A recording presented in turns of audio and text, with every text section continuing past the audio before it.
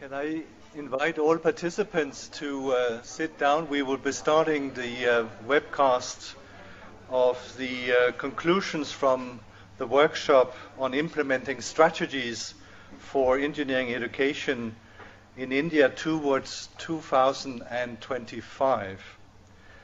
So we have gathered today 40 eminent experts from engineering institutions in India, from industry in India, from regulatory bodies of engineering education, and indeed also from countries like France, Malaysia, Denmark, Singapore, and United States. The organizers of this event is the AICTE, the CII, and the World Bank.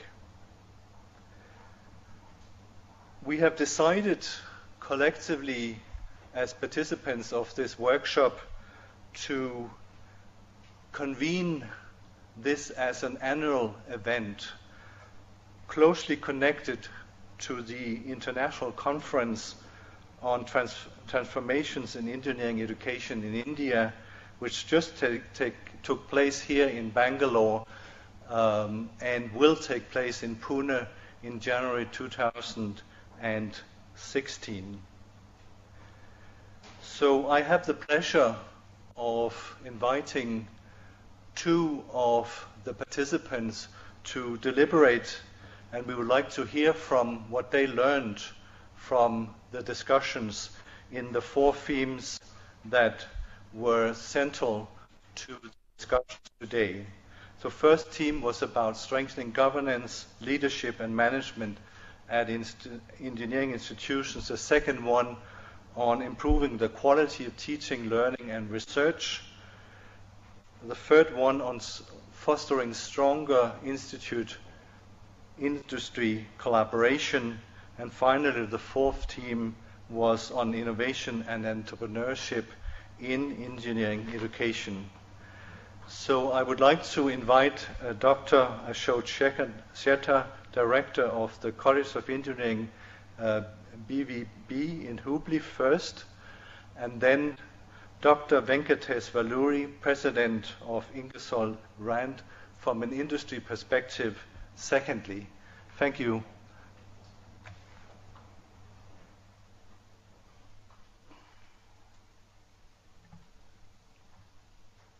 Thank you, Kurt. Good afternoon, everyone. It's my pleasure to share with you the learning I had in today's deliberations. I represent the academic institutions. We all engineering institutions in India know that in a rapidly changing technological world, Indian engineering education system need to significantly transform itself. We know that the economy as well as social development of any nation is closely associated with the quality of engineering graduates. Their innovativeness, their productivity makes a big difference to a nation's economy. That's why today we are here to discuss how engineering education institutions in India should transform themselves in next one decade. Before I touch upon the deliberations of the conclave, I would like to share with you how a typical engineering institution in India today looks like. Because we need to understand what is today to really understand how we'll go and achieve what we want to achieve. Most of the engineering institutions in India are affiliated following the curriculum of the universities. Very few number of colleges have liberty to set their own curriculum. They are called as autonomous colleges. but their numbers are very few. And focus of most of the engineering colleges or institution is on undergraduate education. Very little focus is there on research as well as postgraduate education.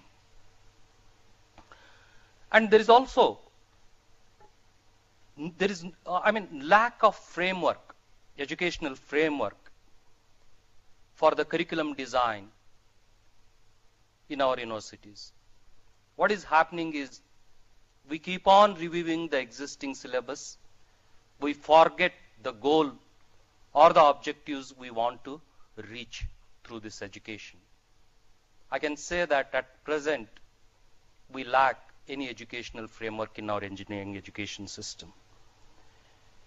It is very important that any education has to be informed or must have constant feedback from the constituencies which it is serving. For engineering, industries are very important because ultimately our graduates serve the industry to create that value.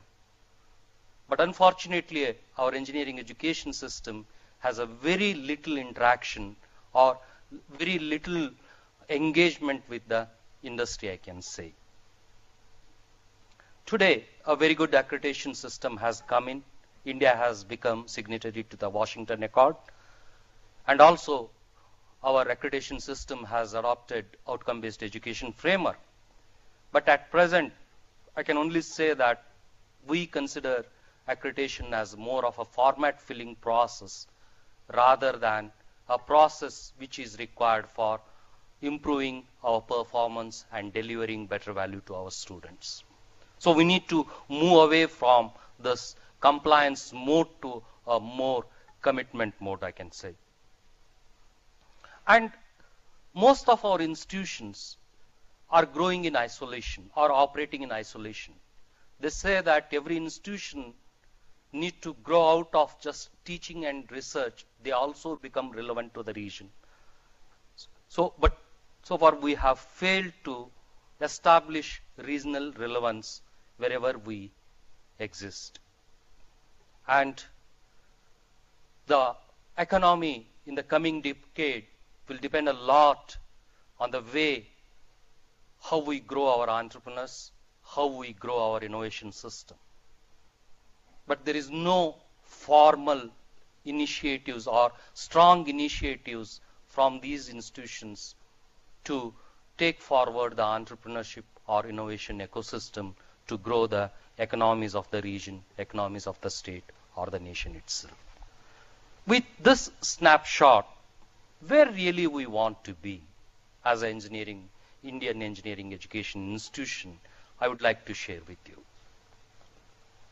We look forward to a day where all our institutions are autonomous, responsible, accountable, delivering better value, doing a lot of innovation in teaching learning process, curriculum design process. We look forward to a day where we'll have the space for it, independence for it. And at the same time, we also look forward to a day where we are not just called as a teaching institution, we should be called as, by 2015, in next one decade, all of us should transform ourselves to become research intensive or research led or research informed universities or the institutions. This is a very important factor that can really help the institutions in India to grow. As already I have told, we lack the academic framework. In next 10 years, every Indian institution must be able to adopt outcome-based education framework. And at the same time, we need to bring out our educational experience outside the classrooms also. Largely, our education system is dependent on classroom teaching. We need to create better learning experience by introducing more practice-based curriculum, more practice-based pedagogical methods. We also need to develop a strong link with the industry so that we continually improve our curriculum and prepare our graduates for the emerging technological workplace. And at the same time, all these innovations need to happen, all these advances should happen with the proper training of our faculty, continually with the association of industry, and also the domain experts. We should ensure that each of us continually ensure that our faculty are better prepared. We should also understand that the world is effectively using ICT technology for the delivery of education. We look forward to these technologies, these tools, to add to our efforts so that in terms of faculty preparedness, in terms of delivering of the education, ICT will be playing a major role in the next 1 decade. Along with undergraduate education, we should also strengthen the research as well as postgraduate education. Because in the coming world, the specializations are going to make big difference to the industry. So we need to develop strong postgraduate education as well as research capability. And all these autonomous institutions, which have become research-led, research-informed institutions, will be led by capable academic leaders. And also these institutions will look for revenue generation beyond student fees. We are highly dependent on student fees only. Indian engineering institutions don't generate any other revenue through consultancy or research. We need to look forward to a future where we create opportunities to bring revenues from other sources so that we can develop better infrastructure, better facilities for our students. We, as engineering institutions, must play a generative role in regional economies. We must emerge as a force to develop better socio-economical conditions wherever we exist. We need to develop those networks, those connectiveness, and also those capabilities that are required to emerge as regional force.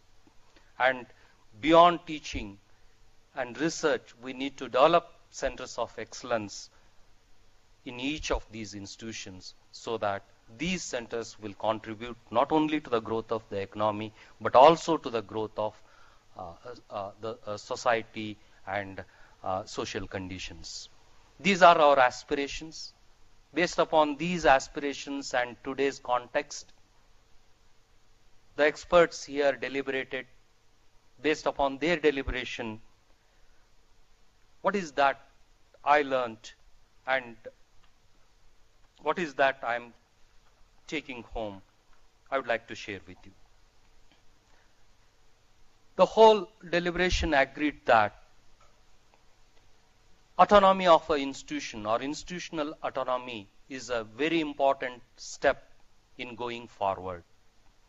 Because each of these engineering institutions, to experiment, to innovate, to grow, they need space.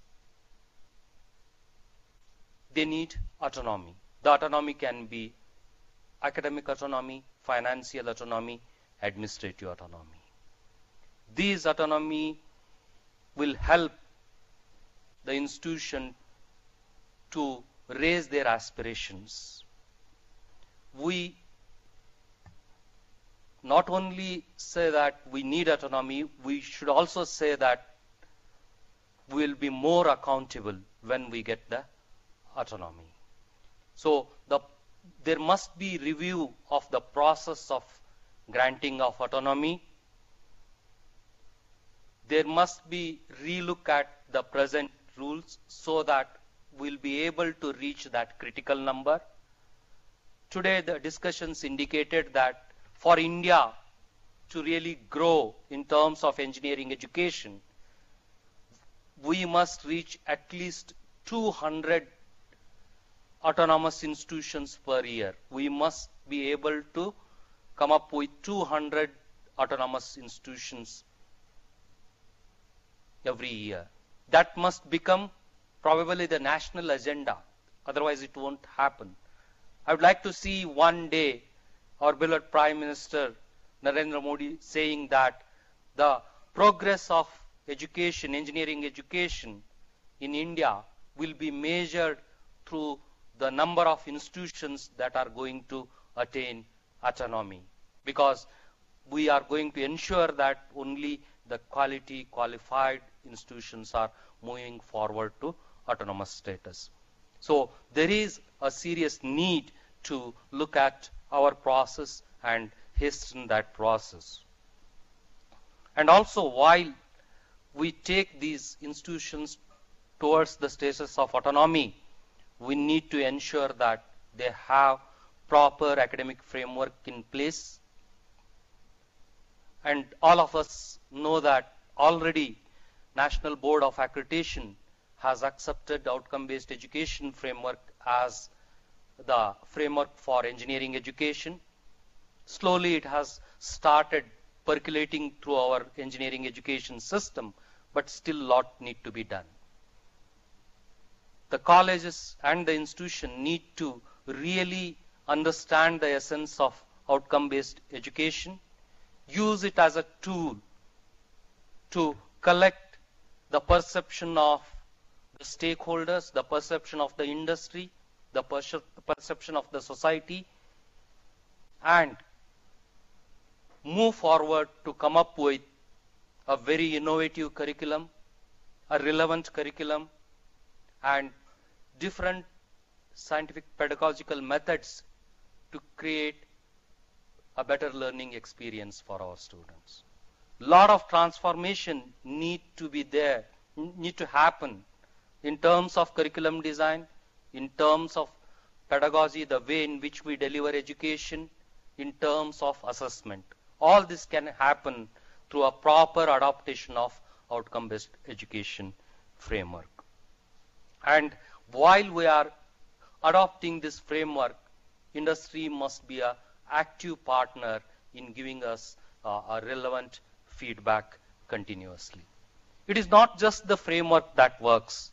The third point the conclave debated on was the faculty development.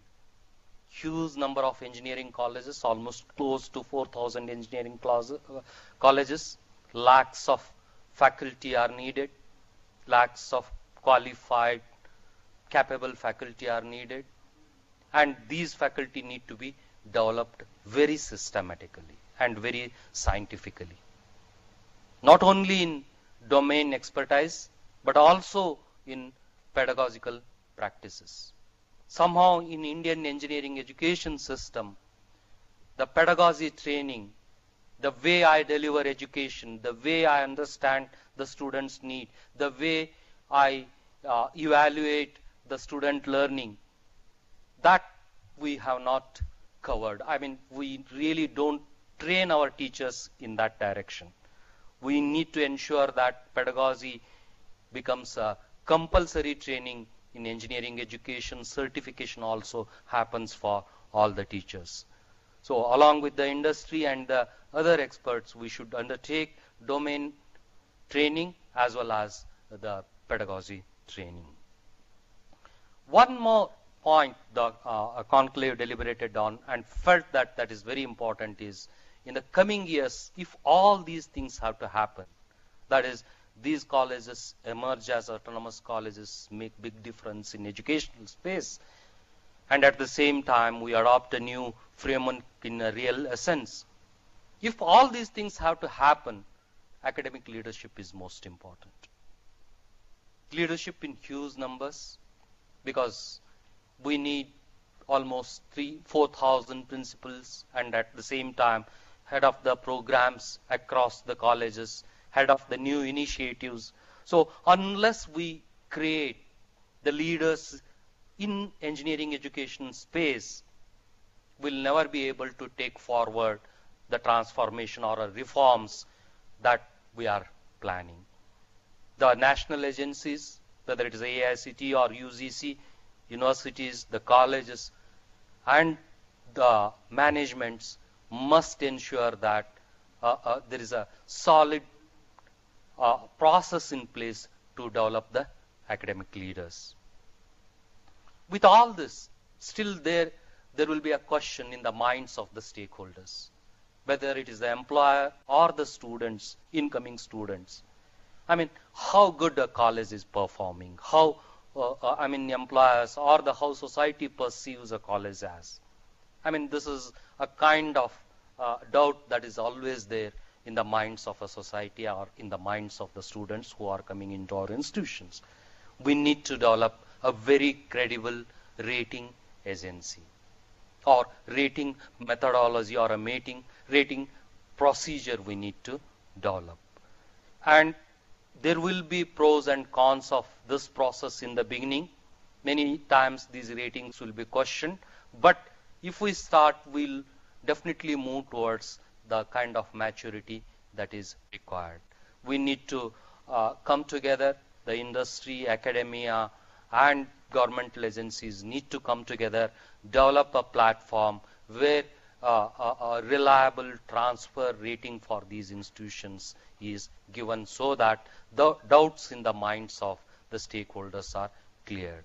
And not only the rating, there need to be a solid benchmarking process, because every institution need to know how it is doing compared to some other institution, where its gaps are, how it can improve. The benchmarking can help the institutions in continuous improvement process. So these are the few points or things which we are taking home or sharing with you. We believe that from the institutional perspective, if we are able to attend to each of them with all commitment, in the next 10 years, we'll be able to transform Indian engineering education system. Thank you.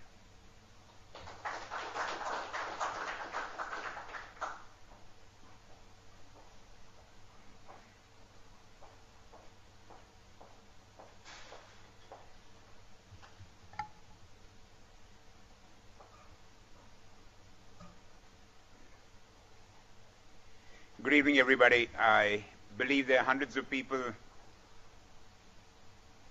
across the country listening to this webcast, so welcome to you all. My name is Venkatesh Valluri, and I have the honor to give a few thoughts on how the industry really looks at this entire deliberation which has taken place since morning, along with a number of colleagues and very eminent people who are sitting in this room currently. Generally, if you ask anybody in the industry today, what do they feel about the Indian economy, I would make a fair guess that they would say they feel very good. They feel very good because it appears, and I hope, that the growth rates that are being projected either by the Reserve Bank of India or the ministry really kind of gives us an indicator that the future or the next few years which this country is going to witness the type of growth has been long awaited. Also, the indicators that give us this confidence in the industry is because if we look at the global economy, barring the United States, we do believe that the rest of the regions in the world are actually experiencing growth rates which are either subnormal, flat, or even negative.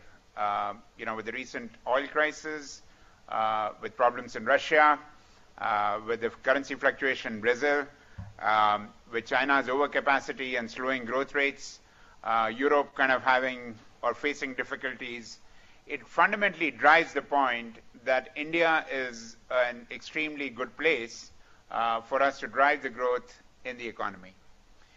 But however, driving growth means a number of things. When you talk about driving growth, it means for a population of over 1 billion people, it essentially implies that we are improving the standards of living, we're improving the standards of fundamental, goods and services which people can use and utilize, which means the industry needs to produce more, industry needs to develop more productive solutions for the larger market and for the larger population. Now, in the recent past, we've heard the Prime Minister and the Ministry stating about a few initiatives which include Make in India, which include Swachh Bharat, which include Skill in India, and I think these are large, scalable opportunities which industry feels it can actually act very strongly. And to act strongly on this, there's a fundamental need of human capital. A human capital that is capable of not only working, delivering, innovating, being strong entrepreneurs, and actually creating that kind of an ecosystem in the country which can help create economic value and wealth. Now, as we deliberated this, from the industry standpoint, we came up with 5 key areas which we think are extremely crucial for this country in the future to actually lead this growth path, provided there's a very strong interaction between academia and industry. And I'm going to actually lay these 5 areas out to all of you who are listening to this webcast very succinctly with brief comments, which the teams over here have actually worked very diligently on. The first one is talent, and you heard Dr. Shetter actually talk about the university system and improving the talent. I think industry needs talent. Industry needs very, very strong talent in a number of areas to develop this economy, to grow this economy, and industry is prepared to kind of support that because that obviously will deliver growth for the industry and for people. So when we talk about talent, the kind of talent that comes out from engineering institutions or universities must be dovetailed in a manner that for the markets what we create, there is talent available that can quickly deliver work and build upon and create truly new values in terms of building economic wealth. So clearly, the engagement of building talent between industry and university is going to be one critical option over here to drive this whole engagement. And when we talk about talent, should this be through interventions like internships, compulsory internships? Should this be through actually building talent through faculty rotations, where faculty comes into the industry, learns new technologies, goes back to the universities, or vice versa, where people in the industry come and teach in universities and in engineering institutions? I think it's a complete symbiosis that a whole ecosystem needs to get created in developing and upgrading talent. The second one is really research engagement. And when we talk about research engagement, we do believe there are areas where the industry is prepared to play. And the industry is prepared to play very quickly in many, many areas. And for those of you who are actually from the academic institutes or backgrounds, we all must realize that a nation's wealth improves, the standard of living improves, when the society actually gets the basic needs and in terms of quality. And when I talk about quality, we could talk about some basic needs like water, pollution, environment, sanitation, healthcare, transportation. And I think these are fundamental needs where a society needs, and there are huge markets if you're able to create value products which are affordable, which are high quality products. And I think we've mastered the art of information technology in this country. I think we can master the art of building products and solutions for these areas which will actually uplift the society. And these areas could essentially deliver a number of other technologies like material sciences, nanotechnologies, the new emerging biophysical kind of materials. And I think there are multiple technologies that can actually be delivered by actively collaborating between industry and academia. And therefore, the research engagement has got to be application driven, application based, which essentially drives, builds products and solutions for just not for an engagement between academic and industry, but really kind of transforming the society in the future, which actually looks at creating a very, very healthy and an economically viable society. The third one is really we talked about was the university consortium and industry consortium. One of the things we realized that the funding which sometimes the government of India doles out to a number of universities tends to be spread very thin. And you're not able to actually build products or solutions or research, basic research, which essentially does not deliver the intended benefits. So one of the thoughts is, can we create university consortia or can we create industry consortia where there are solutions created for the end markets? It could be solutions in terms of how do we deliver water? What should be filtration technology? What should be the material science technology? How do we apply it? How do we build sensors over there? How do we collect data over there? And I think if a group of universities can actually come together, build this consortium, and similarly a group of industries can come and build this consortium, I think we have a much more quicker path of driving growth and driving solutions across the whole nation. So one of the key ideas which I think the whole team deliberated was, how do we create these consortiums in various areas which will not only kind of develop, transform, and deliver technologies and applications on the ground level. The next one was market creation, entrepreneurship, and innovation. And we all know that a healthy economy, a wealthy country, is fundamentally based by developing entrepreneurs and innovation. If we don't develop entrepreneurship and you don't develop innovation, which is in India, for India, by India, what tends to happen is we tend to import technologies from other nations and we try to kind of deploy them based on what they have done. We need unique technologies and solutions which are relevant for this country. And if we have to do it, and if we can create markets, and we have the talent which is actually tuned, developed to actually look at such markets, then what you're doing is you're actually creating an eco-space for entrepreneurship and innovation. If there is a market, there is a technology, there's a product, then it's a question of how do you commercialize that. At the end of the day, entrepreneurship means creating value, creating wealth, taking a technology and actually deploying it in the market. So for market creation, entrepreneurship, and innovation, what should be the ecosystem between the industry and between the academia to actually create value, create products, create solutions, and deliver it? And I think there is a lot of work that needs to be done in terms of how this structure, how this ecosystem has got to be evolved in terms of delivering these kinds of values. Finally, I think just about the leadership and the advisory boards, I wanted to touch a couple of thoughts over here. If you really look at the Indian industry, I think there is a lot of leadership that has actually come out in the Indian industry, which are today you find a number of Indian industry leaders running global corporations around the world. And I think we have actually mastered that art of doing what I would call as creating more value with less resources. Our approach to productivity, our approach to lean, our approach to Six Sigma, our approach to maximizing value with limited resources has been a great best practice around the world. And I think this competency actually exists in the country today. And there's no reason for all of us as a nation to actually take these best practices and transform them from industry to the academia. So I think one of the areas which we all should collectively think about is, how do we create these advisory boards? How do we create these leadership boards where industry can come and help academia in terms of really building processes, building governance, building structures which will help the academia to actually move forward? How do we create those leadership boards and advisory boards? Parallelly, at the same time, how can actually academia come and talk about the emerging technologies, the new technologies which the industry can adopt? And I think this could be a great win-win situation, both from a governance standpoint, building leadership, building new products. And truly, I think India has got this unique opportunity today. And as I think a number of us from industry realize, that in most of the Western economies, the markets are kind of getting saturated. You have to continuously keep looking at what new products and what new solutions need to be evolved, developed, and driven.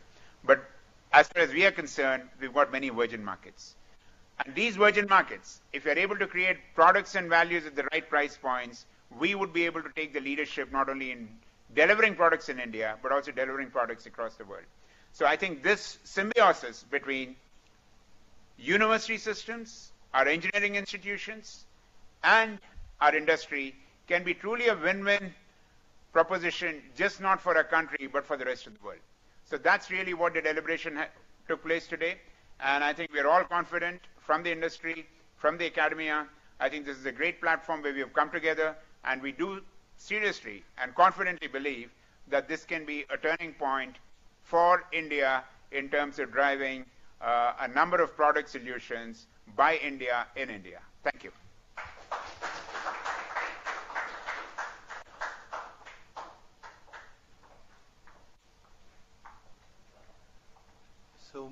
Let me now invite comments, suggestions from the participants. Please be brief, no more than 1 minute. We still have 5-10 minutes. Yes, please, can you hand a mic? And please wait on until the camera has zoomed in on you, please. I'd like to congratulate both the speakers for summarizing what we discussed the whole day. I have a reflection, perhaps you could comment. If you ask the question, what is the difference between 20th century India and 21st century India, we all would agree Indian economy is much more strongly integrated with the global economy. Now, how can we provide global orientation to the engineering education and engineering institutions? Would you still consider that as an important aspect? And how would you internalize it in your reports?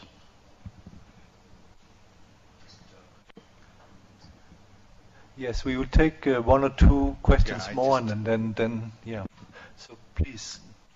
I just wanted to supplement an information regarding academic leadership program.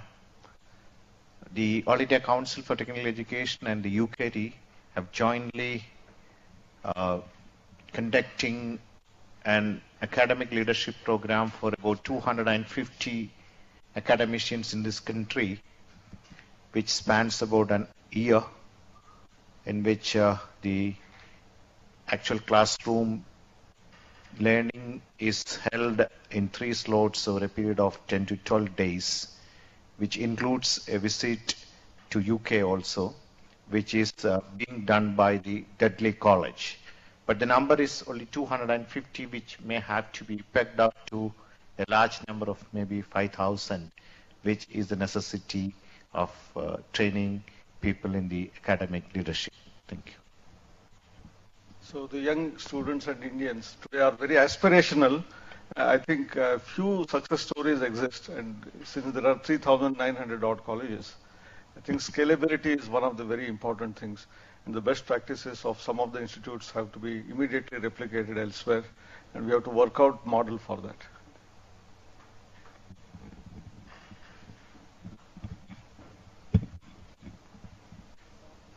Krishna Vidula. I'd like to re-emphasize what Kurt Larson mentioned earlier, that this is a very dynamic, high-powered group of industry, academia, and representatives from government as well as society. We will be continuing these deliberations. It's not just one meeting and go home and forget about it. We will be continuing these deliberations very actively throughout the rest of the year and monitor the goals. There's one parameter that Ashok Shettar put in front of us, 200 institutions becoming autonomous each year. We will take that seriously as a group, work towards it, and every month we will have virtual meetings of this group to see what interventions are needed in order to make this happen. And look forward to meeting you again next year, telling you that we have accomplished this goal and these are the ways we did it, and even set ourselves more ambitious goals.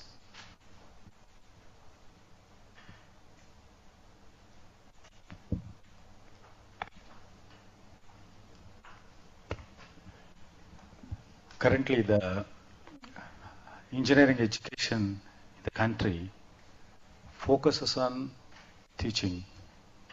And there is a phase shift which has happened, the participation of the industry which is coming in, and also the undergrad program research. So this panel today, the conclave, have dwelled upon how we can harness this potential, how we can scale it up.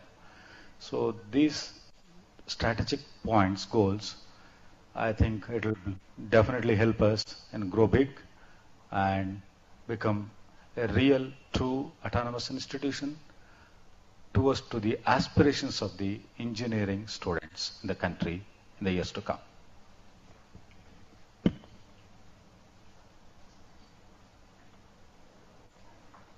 So I would just like to say that the details strategies and action points will be made available on the websites of AICTE, CII and the World Bank within the next few days, as well as a recorded webcast as you just have seen it.